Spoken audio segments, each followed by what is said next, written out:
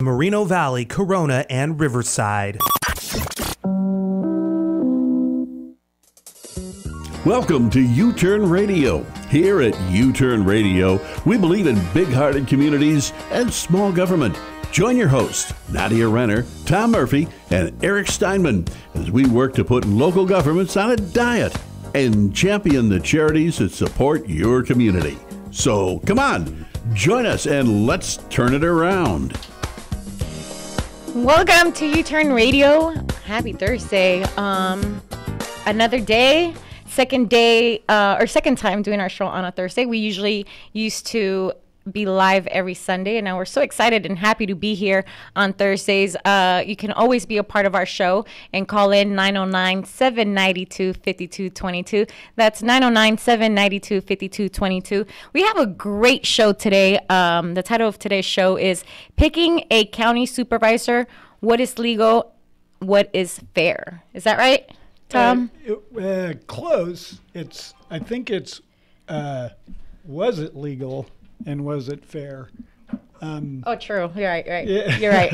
So we're, and sorry, I'm having a little bit of radio problem here. I'm not hearing myself. There we go. All right, now we're working. And actually back to the day, if you spend all your time in what they call the down below area here in the, if you will, the lower levels or lower elevations of the county, I encourage everybody to get up to the desert this time of the year. What is that? It's beautiful. Really? You don't realize it, but when there's cold air like this, everything kind of sits down here on the bottom, so the air is a little hazy and that type of thing. Go up to the high desert or out to it's beautiful. You can see forever, and it's not blistering hot. Really? That's a must. Yeah, I have a year out here in the Inland Empire, so I'm still learning new things and seeing new things. So probably am one of those people that need to get out and see that. If this is your first time listening to U-Turn Radio, welcome. And we also want to share that every time you call in, you get, you get a prize. And it's not just to benefit you, but also your favorite charity here in the Inland Empire. If you call in, we spin for charity. And whatever amount it lands on, we'll go ahead and donate that amount to you, right? Yeah, and it's part of our tagline. I love our tagline, big-hearted communities, small government. And it's part of our big-hearted communities mission where if a caller calls in, contributes to the show, an opinion, whatever, we give them a chance, we spin, and whatever the number lands on, we donate to their favorite charity. That's right. And then also, if you work for one, you can call in. You could definitely call us in and let us know what you do. And the phone number is 909-792-5222. So let's get started. Let's talk a little bit about what's going on here in our county. And we have a new supervisor on the board for district number 3. Number 3. Yes, we do. And, you start out with, okay, if a sitting supervisor leaves, what happens? Well, I just learned that you get somebody else to fill in that seat. Right, and it's pretty interesting because as everybody knows, James Ramos, the 3rd district supervisor, was elected to the state assembly. He moved. I mean, he didn't move, but his government job is now up in Sacramento. So there's an empty seat in the 3rd district, and you need to fill the empty seat, right? Right. So what I've learned from that too is that you're not necessarily on a contract when you're picked supervisor, and if you happen to find another job, you could just pick up and leave, huh? Well, and you are on a contract. You're on contract with your constituents and the people that you're representing. So you're definitely on a contract, but it's not like a regular workplace contract. But yeah, so the county charter, it's very undefined in terms of how a new supervisor is selected. Basically, it says the sitting supervisors pick somebody, and they got 30 days to do it. And if they don't get it done in 30 days, choice goes up to the governor. It was very interesting learning about this because we have 2 interviews that we'll play a little later on during the show. But I feel like I learned a lot from this part of U-Turn Radio and how this kind of takes place when somebody leaves their position. Every episode of U-Turn Radio, except for our big-hearted community episodes, every episode is a civics lesson. Absolutely. It's pretty interesting because the process, it was a bit rough. It was kind of like this. It was start, go, stop, reverse, go, finish, lawsuit. Okay, repeat that one more time, but go a little slower. It was start, go, stop. Can we make like, okay, reverse, stop, like you're driving a car. Go, finish, and then lawsuit. I don't think that's kind of how it works. That sounds like a lot of work right there, especially with the lawsuit that we'll be explaining too. Yeah, and actually, we won't be doing a lot of explaining. Like you said, we have some recorded interviews. One with Ruth Musser Lopez, who was involved in this process as an observer, and some recorded interviews with Mayor Rigsby, the mayor of Loma Linda. Yeah. Yep. All right, so let's get into it. So, like you said, it was a start, go, stop, reverse, go, finish, lawsuit. So Ramos gets a new position, and so then the first thing that happens is people start finding out that, he has a new position, and so people start sending applications. Right, and basically the county kind of puts out, hey, here's at this specific board meeting, we're going to begin to consider applications. There's a process to go through. Whereas, fill out the application. Just kind of like a normal job. Fill out an application, give us your resume, and then on this date we're gonna interview the candidates, and then on the next date we're gonna pare it down, and pick one. Right. So that was kind of the start and go part. I mentioned that we have 2 interviews, and the questions that we asked was, how did you find out about the position? Just because, for example, I think like for myself, every time that I've found another job, every time I found another job, I usually know about the position before it's open, if that makes any sense. Especially in the radio world, you kind of like find out those things before time. Right. So I thought that was very interesting because I wanted to learn or know if it was kind of like the same way for supervisors. Essentially it is, and I may be stealing a little bit of a thunder from one of the interviews, but this is and if you're in the political world and that's kind of your career track or that's what you're interested in, this is a really good job. And that's why there were, I think, like 52 applicants, actually 48 that kind of filled out all the paperwork and started the process. How much do they roughly make about it? How much about a year? In pay and benefits, it's about $230 a year. $230 a year? Yeah. Yeah, that's a really nice amount. Yeah, that's not bad. I'm just saying.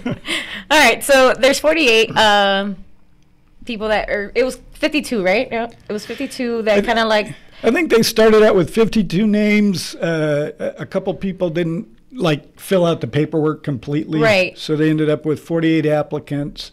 And then they winnow as you kind of typically would, you kind of winnow it down to the people you want to interview. And that was down to 13. And then they interviewed those, and it was down to 5. And then the breaks went on. All right, so that's where it started, and then that's where we get the first stop, right? Right. Okay, so then there's a speed bump. So in that process of those 5 people, what was the stop? What made them pump the brakes? Well, it had to do with the winnowing process. The process that the Board of Supervisors elected to use to kind of get it down to a manageable size. Mm-hmm. In short, it was basically, if I understand it correctly, supervisors went through, looked at all the applications, and then they took their top 10 and if you're on more than one supervisor's top 10 list, if your name showed up twice, right, you made it through that process. Through the first cut. And that's where the allegation of a violation of the Brown Act came in. Our first interview, Ruth Musser Lopez, she's a Democratic operator. She ran for California Senate, I think out in the 16th district. And basically she noticed something and, sat down, pounded out an email and said, hey, you violated the Brown Act here. So let's go into our first audio, and this one is kind of like what I had just mentioned earlier. When I asked her, how does she find out about the position? Like I said, I've come across a lot of jobs where I knew about that position way before anybody kind of knew, and I knew that I wanted to go for that position. So I wanted to ask that. Right, and to be clear, she was not a candidate. She wasn't, correct. So let's play the first audio, how she says she found out about Ramos's position being available. We had this little messenger service going on, and we have for, I don't know, a year or two now, and we go back and forth and talk about things that are going on. And it's called I just basically call it the San Bernardino County Democratic Party Strategy Team, which we call it Strategy Team. So this thing with James Ramos getting elected was really on our radar because we didn't know who was going to replace him, and we were very concerned with the fact that there were Republicans outnumbering one Democrat, Jose Gonzalez, on the board of supervisors, and so they were going to outnumber, and we were aware that it would likely not be a Democrat. Okay, so you had an involved citizen, yes, Democrat, but they're involved, they're watching the process, so right. They know what's going on, and they're kind of looking at the lineup in terms of the remaining supervisors, and hey, there's three Republicans, one Democrat, so let's maybe watch this thing a little closer. And kind of like how you mentioned, when you're in that circle into politics, you start seeing different things that are moving or changing or upcoming things that are going to be needed, positions available, and that type of stuff. So then she pretty much found that out, and she started watching the process closely from what I took from the interview that we had with her. And then that's when she realized about the Brown Act being violated, when she starts looking at the way that everything was happening, right? Right, and totally applaud her for that. Yeah. Because she's acting as a private citizen. She's watching what's going on. Maybe has a little more background information because I think she did serve on the city council in Needles, so understands the Brown Act and would be able, if you will, to spot a violation, but very involved, and that's always a good thing. Right. So let's play the second audio where we asked, and she pretty much says how she realized about the Brown Act being violated. So then they decided they'd only interview those 13. Now, that next morning, when they had the meeting on Tuesday, I went in and I hadn't written anything. I hadn't even opened up the Brown Act to look at it. Right. And what I remembered, and I was just shooting from the hip, because it was too late for me to prepare anything. But what I remembered from my training as a city councilwoman, and later on I had filed some Brown Act notices. Anyway, it wasn't that I was totally unfamiliar with it, but I just remembered polling, that this is called polling the council. When you, it's like a poll where somebody does a questionnaire, you're actually getting their answers before they deliberate. And they're deliberating and giving their answers, they're deciding, but they're not doing it in the public eye. Okay.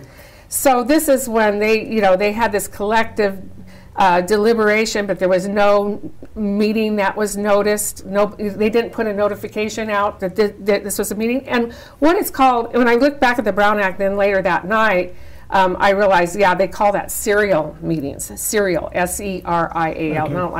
not like this kind you eat, but Right. the one after the other. And why that's a serial meeting You is saw this violation, and there's what did two you do? violations. One was the serial meeting. Okay. That was not, in other words, polling. and that was not noticed to the public. Nobody got a notification they were having a meeting on the 10th. So there was the meeting, and then the voting itself was a violation, and they didn't vote in public. But here's the thing, when I spoke, I didn't realize that they had actually made a process on the 5th, that they were going to do that. They actually met on the 5th in a legal meeting with the attorneys present, and they decided on this process. And was that a public meeting? Yeah. And so Let me say, this is how we're going to go through the list of candidates. We're going to each send 10 names in to the clerk. Okay, gotcha. This was their process. Now, at that point, that attorney should have called Stopped them. Yeah. And they should have stopped themselves. They should have known better that they cannot vote by sending their votes in outside of a meeting. That was Ruth Muster Lopez, and she's pretty much explaining how the process of when she realized the process of how they were picking the third supervisor here in the county, and then she went to, and it's really explained that she went to the supervisor meeting, which are usually held on Tuesdays, and she attended that, and that's when she decided to speak up and say, hey, there's a Brown Act violation here at that super meetings that they held that day. Right, and we should say alleged violation on that, because this is right. all, to a certain extent, right now it's, he said, or it's an alleged violation. It's right. Not, but yeah, she kind of saw what went on. She went to the meeting and said, hey, you guys violated the Brown Act in this process. Right. So then she goes there and she says that, but I feel it almost seemed like she didn't get the results that she wanted. And she knew about the Brown Act because she explained it. We heard her say like she's aware of it. She's worked within the government within where she understands the Brown Act. So after that, she goes home and emails them and says kind of, hey, you guys are violating the Brown Act. So let's go to our third audio. Right. Yeah. Yeah, I went home and looked at the Brown Act, and I wrote a 3-page letter, laid it all out. And so then I delivered it to them, emailed it, and then they got it. And then the next day they were supposed to have the interviews, and they were supposed to pick somebody. That was on the 11th, but I think their that agenda item was like 3 minutes, and they basically said, and I also gave them an email that next morning too, saying I want them to. I had forgotten the words "cure" and "correct" when I sent that letter out, and I looked back and I said, "Oh yeah, I should tell them use that term "cure" and "correct" their violation." And so I wrote them an email and said, "You need to interview everybody." So I mean, I think that's really when you really want to see a difference. Like she was really about it. She went to the district meeting. She didn't prepare properly, like she mentioned, but she still went and kind of said, you're allegedly violating the Brown Act. And then still goes home that same night, writes an email. Yeah, 3 pages. 3 pages, like you heard. And then she writes another email that morning because then she found out what's the proper way to go about it. So she's definitely involved in trying to say, hey, what you guys are doing, calling them out pretty much. Right, and they respond to a very an involved citizen. What she's doing, they respond. Well, should we play audio for the response she got from the county? And also it's called The Wire, which she's going to mention, and it's The Wire is an internal San Bernardino County newsletter, and internal to it's something that the county bureaucracy puts out. Okay, so we're going to hear this audio number 4, where she gets the response from the county.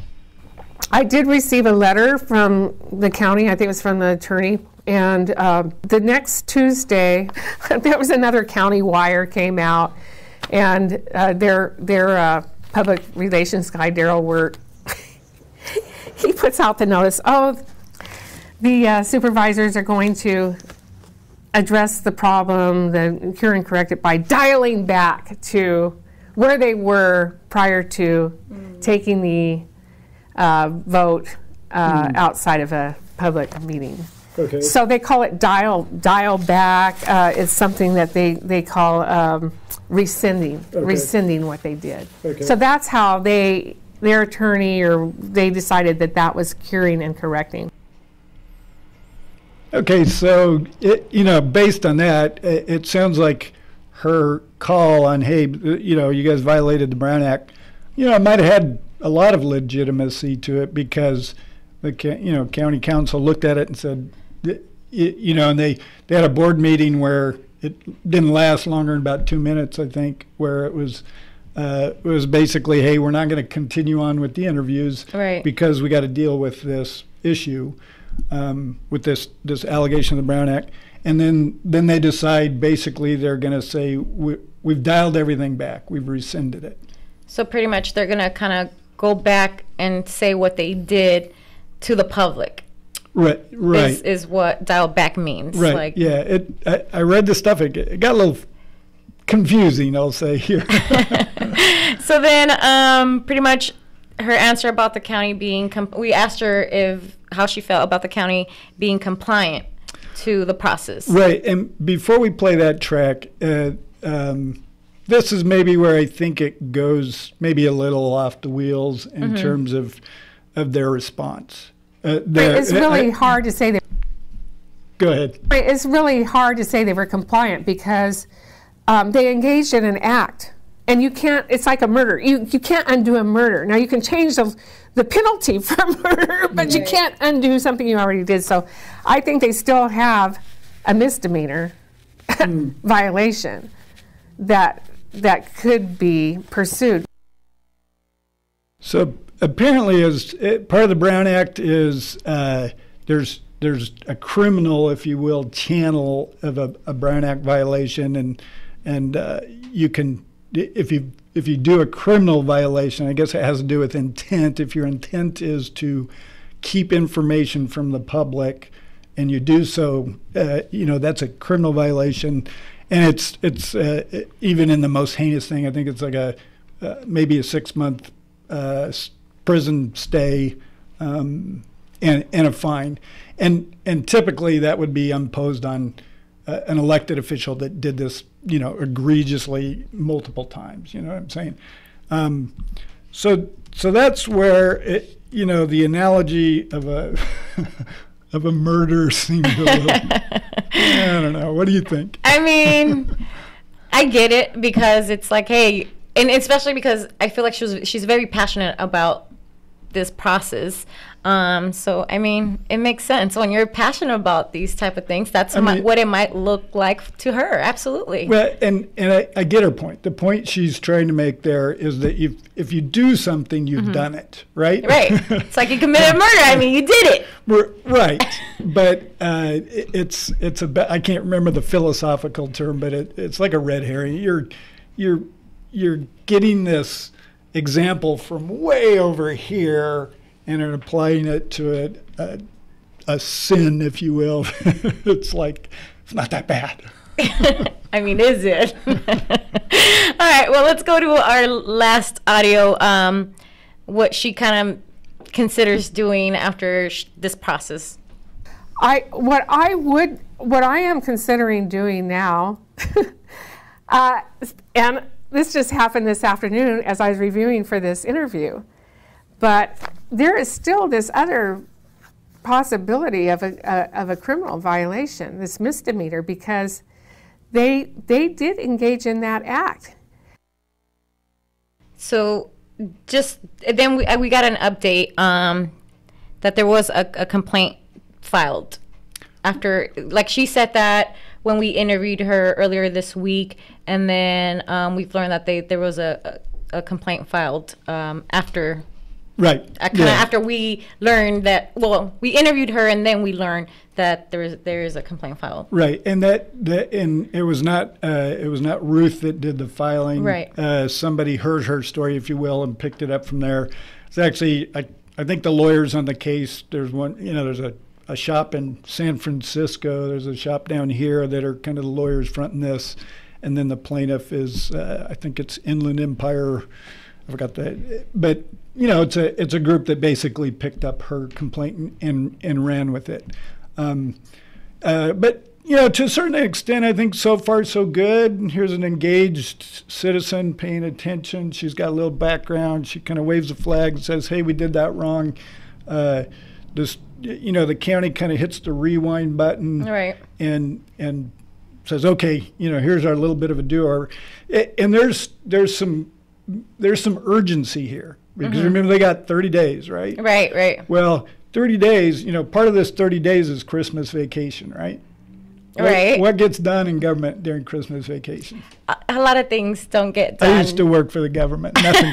I've never worked for the government, but I mean, just in general, I think everybody goes off during holidays for some weird reason. So, they got the 30 days. So, Chair of the Board, Robert Levengood, he's probably got to pedal to the metal on this thing because he wants to get it done because he certainly doesn't.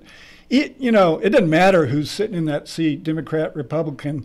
They don't want to kick that appointment up to the state level. They don't want to they don't want to let the governor appoint somebody to be a supervisor in their county, right? Right. So he's probably pushing pretty hard to get this done. Right. You know what? I really got to say though, I really I like the fact that Ruth Messer Lopez, who we just who we played the interview from, I like that she took action. I think that all of us should do things like that when we don't agree with certain things or when we see that something's not done properly. And if you're that passionate, call people out. I think what she did was really cool. But we're going to go ahead and cut into a commercial break. When we come back, we have our second interview, and it's actually somebody who was part of this process who ran for supervisor. When we come back, we'll let you know who and what happened. We'll be right back to U-Turn after this commercial break. Don't go away.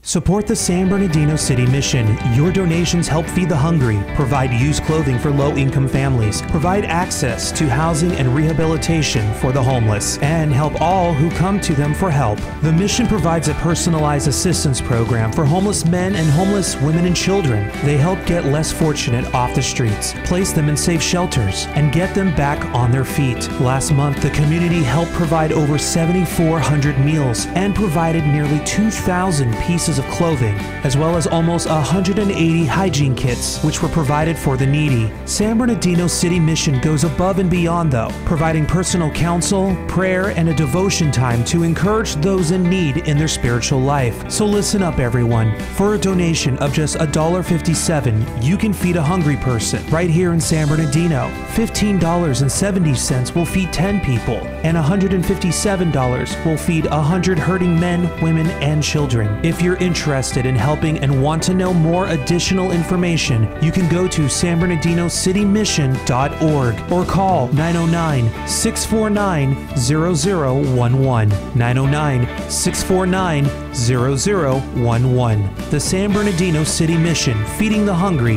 helping the homeless. That number again, 909-649-0011. Or visit them online, sanbernardinocitymission.org. The Humane Society of San Bernardino Valley, protecting animals for more than 4 decades. The Humane Society's mission is to prevent cruelty and neglect to animals and to provide for the health and well-being of animals with an emphasis on spay or neuter programs to prevent pet overpopulation. Visit the Humane Society of San Bernardino Valley for your pet's medical needs, 909-386-1400, or visit hssbv.org. The Humane Society of San Bernardino Valley, a leading nonprofit organization in caring for all animals in need.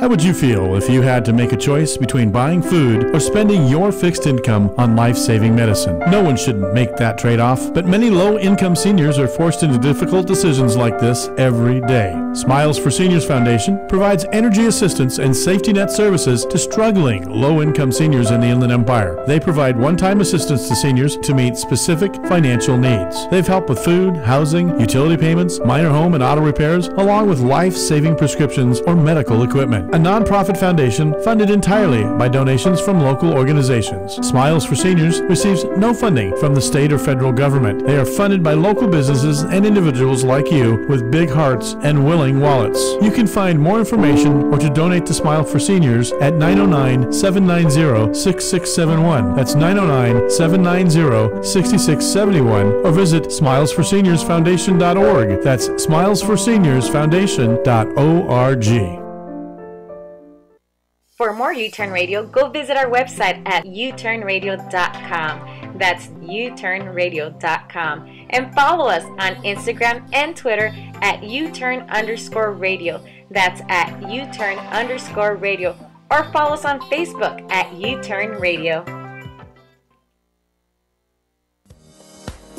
Tom, Nadia, and Eric are back with more only on the U-Turn Radio Show right here on KCAA.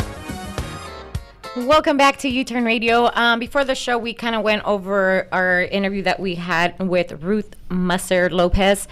She pretty much brought up, we got a new supervisor in the county, supervisor for the 3rd District, and she pretty much came out through the process of them picking a new supervisor and said, wait, hold on, pump your brakes. You guys are violating the Brown Act. The Brown Act, you want to kind of explain again what the Brown Act was, or should we let second guest? Yeah, let's introduce our second guest. This is recorded, obviously, but Mayor Rhodes Rigsby, he goes by Dusty, but he's the mayor of Loma Linda. He's been the mayor for quite some time. He must be doing something right because he keeps getting reelected out there.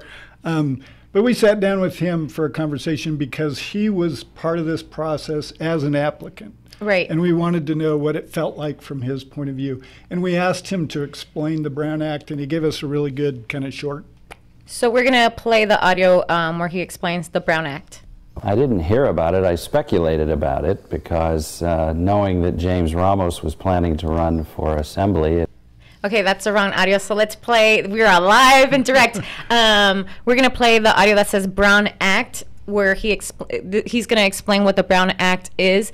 Also, if you guys want to call in and kind of like talk about the process, because it's kind of like getting a job. It's a job process. And sometimes I feel like we've experienced these type of things ourselves trying to get a job, you know. So you can feel free to call us in 909-792-5222. That's 909-792-5222. And we will spin the wheel for charity. Absolutely. So let's play Brown Act, where Mr. Dusty, I like Dusty. I'm going to call him Dusty. Okay, that's good.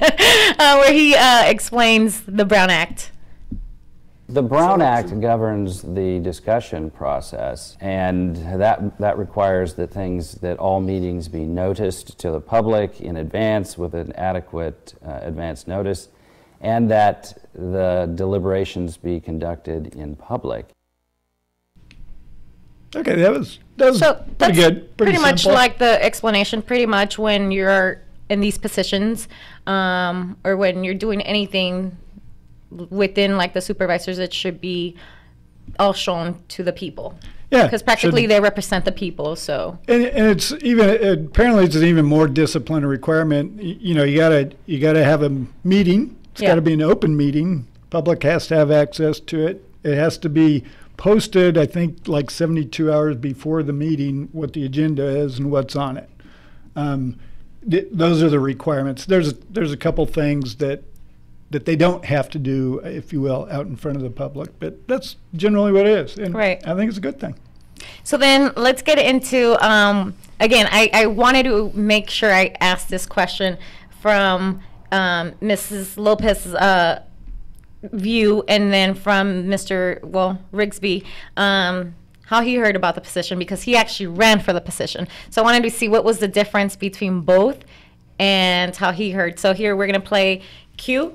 How did you hear about the position? I didn't hear about it. I speculated about it because knowing that James Ramos was planning to run for assembly and he was my supervisor, I figured there would be an empty slot, and I checked how the position was replaced and started asking questions. So, yeah, I anticipated it. So he kind of already knew, like you heard. So yeah, right. That was. And two comments on that. One is, apparently they say politics is like it's a disease. Once you what do you mean? Well, once you get bitten, yeah, it's like in your blood forever, type of thing. So, he's been involved in politics right. for quite some time, and he knows what's going on, certainly at his city's level, but also what goes on in the county. And he knows this. He knows his job's coming up. That's the first comment. Second comment is, I wish I had his radio voice, that kind of deep. You just sounded cool. You know what, Tom, you're doing a great job. Let's play Q1, which describes what it was like to be involved in the interview process for the county supervisor. It was, I think, an enjoyable process. I always like the interplay of people in a political setting, so it was, for me, kind of an adventure. Nothing ventured, nothing gained. I figured there would be a lot of applicants, and there turned out to be more than even I anticipated. I thought maybe 20 would apply, and there were 52. And at that point, you have fairly low expectations, so you can just sit back and have. So I thought this is very interesting because we are hearing two different voices, and when I say voices, not necessarily like her voice, his voice, but two different perspectives. Right, absolutely. Like his process, he seemed to enjoy the process, like you heard, compared to Miss Lopez. She's freaking out, like this is not the right way that you guys are doing it. He's part of it, and he's saying, "Okay, I'm good. I'm enjoying the ride." Works for me, and it's interesting. He said, it's such a big crowd. Right. This is just interesting and fun for me. He's also, by the way, Dr. Rigsby. Right. I think internal medicine. So, a very accomplished human being. And this is interesting to him. He's absolutely. having a good time. So then we asked, based on the county charter, what should the selection process for an interim supervisor look like? And this is what he said. The charter says that if the position is emptied by the departure, death, or election to another office of a supervisor, then there's a 30-day window for the supervisors themselves to select a replacement.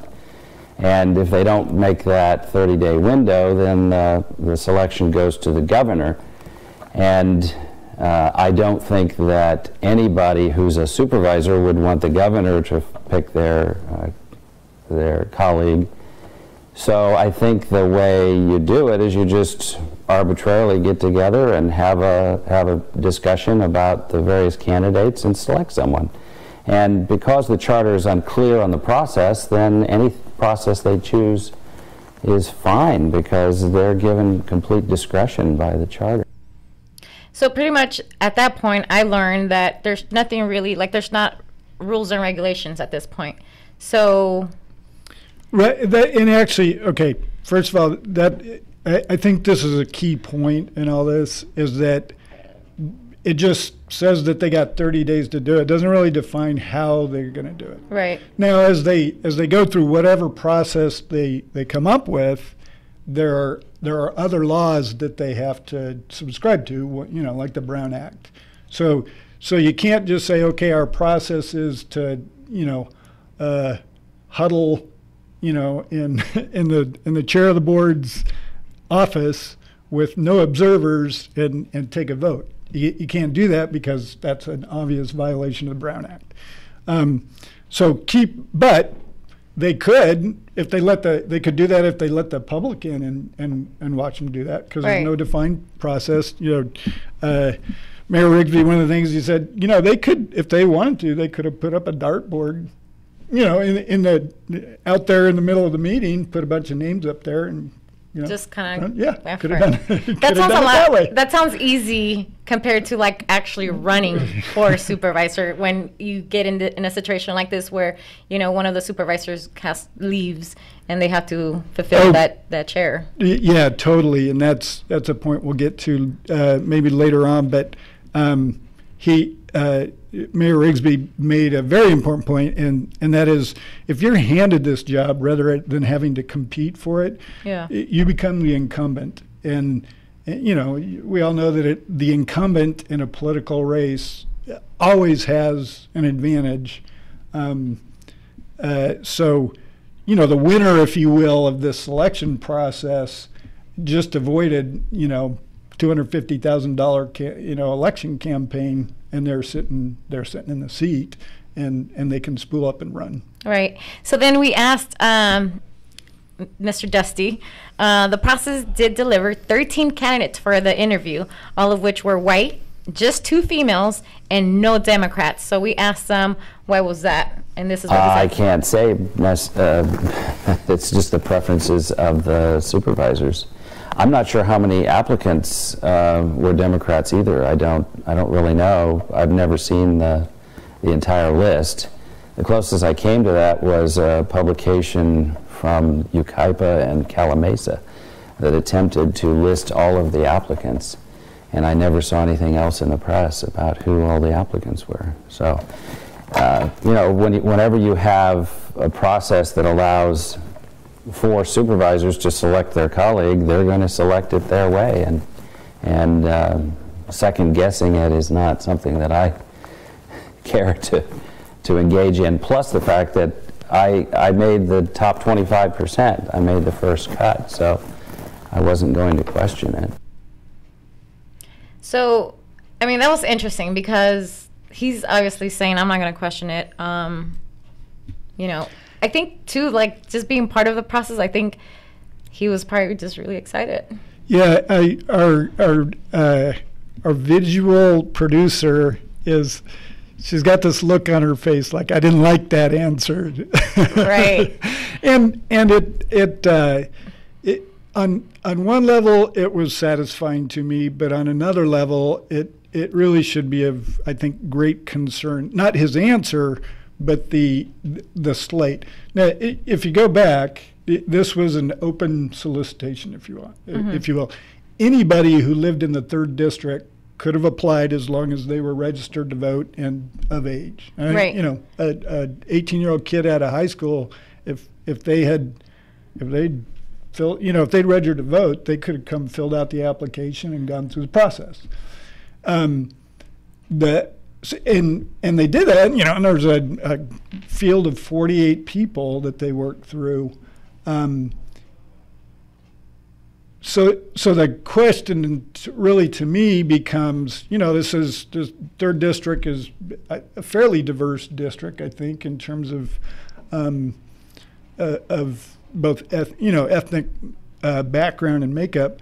And you kind of go through this process, and you end up with, if I counted them right, 13 candidates, all white, 2 female, and no Democrats. What what do you think? Well, what I found interesting too, because obviously Mr. Dusty's a white man, but Miss Lopez is white too. So I like, again, the fact that she's really talking about, there has to be the process, it has to be different because even talking right now, there's only 2 females and most of the rest were just white, like we said. Yeah, the other I guess key component of this, and I didn't look at the whole list, is who applied. Right. You know what I'm saying? If your pool of 48 people was, if you will, 99% white male Republicans, then that's what you're going to end. You know what I'm saying? That your selection process, you're going to end up with. But I don't know that breakdown. Well, then I was going to get to this second point that Ms. Lopez said. They haven't. She asked for the list of who was part of the process to get picked for supervisor, and she couldn't get one from the county. Well, I think that, there's a couple newspapers. I know it's in the Press Enterprise. I know it's in the Sentinel. The whole list, all was there. 48 were there. Yeah. I didn't go through it and identify what flavor person this was or something like that. But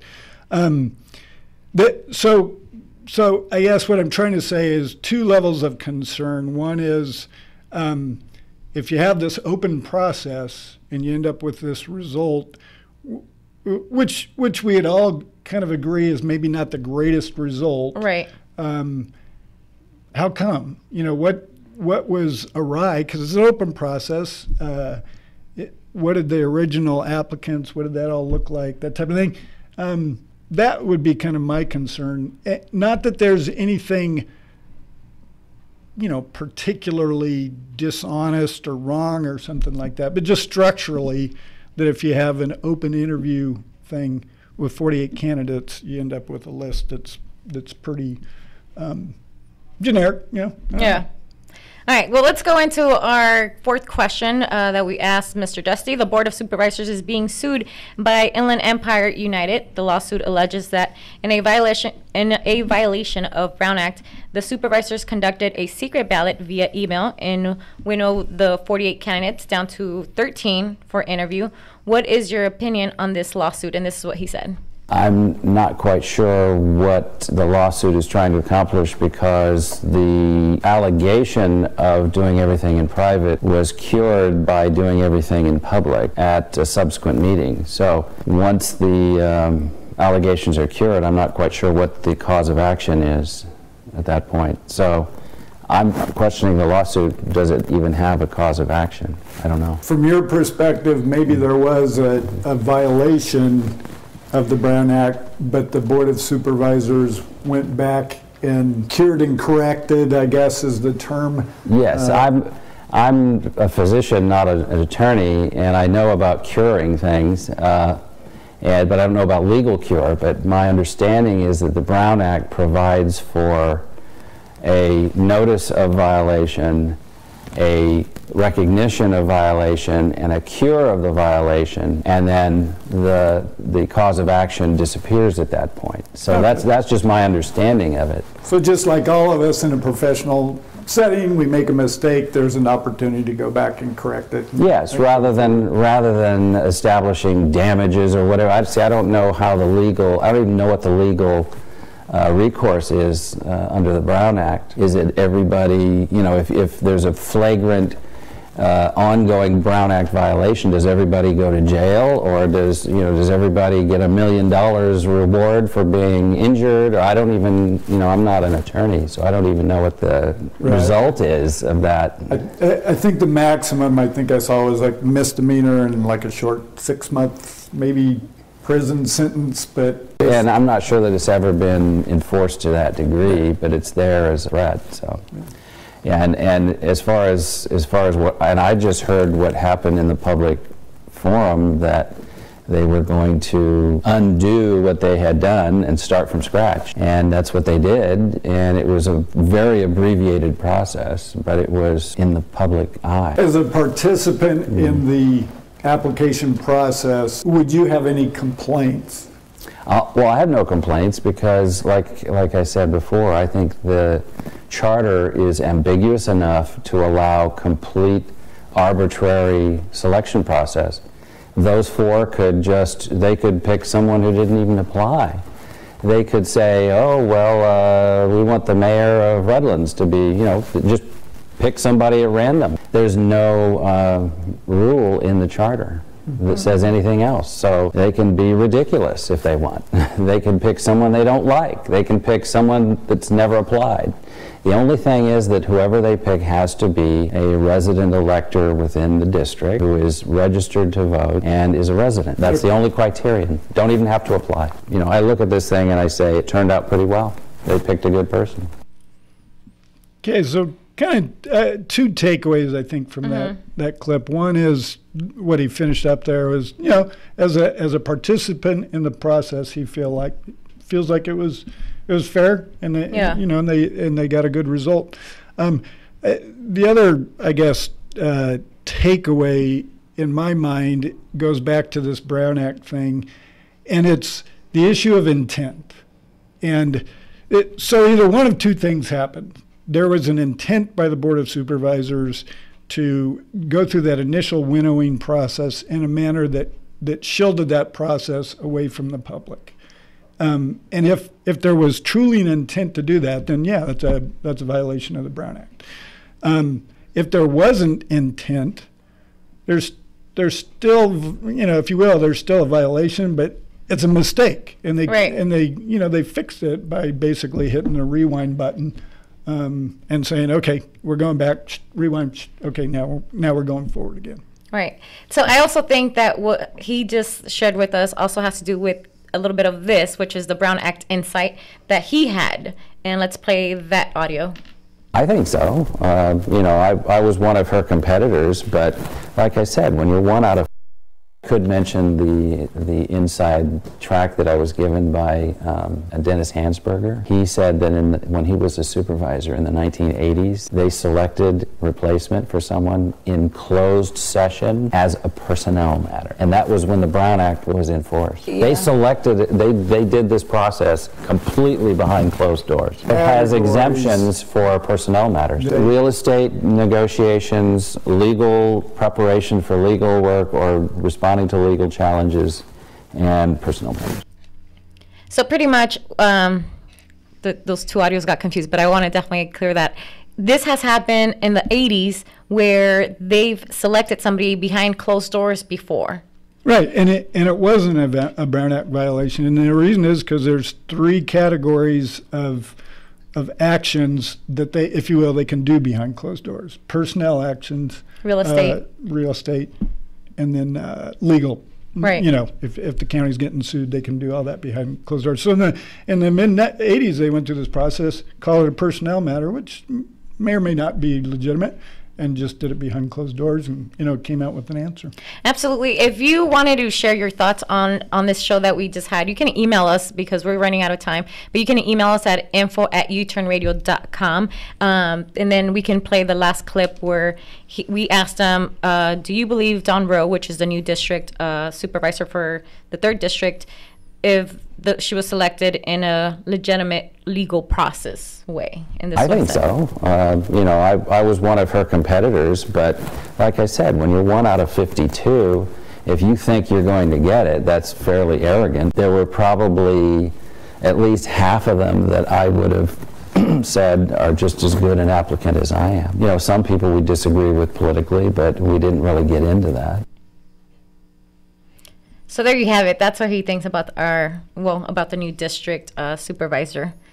Yeah, he believes the process was fair and came up with a qualified applicant to fill the seat. Right. So pretty much, I found this show very interesting because, like we mentioned earlier, the 2 different perspectives were so different. And we definitely want to hear from you guys. So you guys can definitely email us, info@uturnradio.com, because this process was interesting. And you heard it from somebody that went through the process and somebody who called the county out for not doing everything in public. Right. Which again, an involved citizen, we cheer those types of folks on. No matter the motivation, our political, I was going to say overlords, our political leadership should understand that there's an engaged populace out there that is, quite frankly, skeptical of their actions and watching them. That's not a bad thing. It's a good thing. And so practically right now they're getting sued, right, for the Brown Act? Right. Yeah. So I wonder what this is going to all end and result in. I almost wish I could see, fast forward to see how this is going to all end. But I'm pretty sure we'll have another show, and we'll keep you guys updated with that type of stuff. Yeah, it's basically one of 2 things. The suit is successful. Yeah. And then it's like, okay, does it go up to the governor? Does he get to choose then? Or do they get a rewind, get another 30 days and try again? And then if that's successful, that means county's paying how much, more or less, money we're losing on another lawsuit. I'm just saying, something to think about. This was U-Turn Radio. Thank you for joining us today. We'll be back next Thursday at 3 o'clock. And you're more than welcome to follow us on our social media. You can go Instagram, utturn_radio, and that's Instagram. Or go to uturnradio.com is our website, uturnradio.com. Thank you for joining us. Till next time. KCAA Loma Linda, 1050 AM, 106.5 FM, and now 102.3 FM. Today from American Airlines. More people than ever are flying, but American says airfares are so low it's making less money on each seat that it fills, so profits will be lower this year. Shares of American down 4%.